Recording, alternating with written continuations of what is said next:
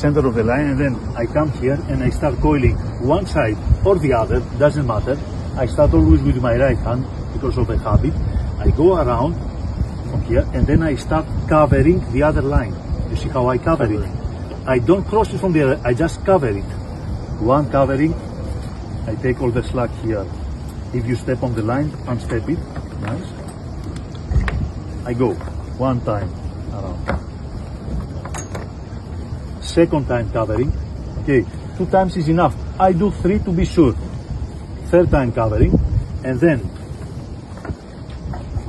I go to the other side now, this is the other side of the line, and I just pass it under itself. Yeah. So another type of form of a coil. Yeah, it's like the glove hitch, but I have these 3 covers first, and then the glove hitch here. And now you see what happens is the pulling of this line is pushing these 3 coils down here, so it's suffocating the chain.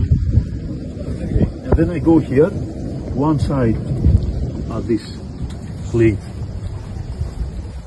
from the far end of the cleat here, half turn crossing, 2 crossings, okay, and then I twist it like this,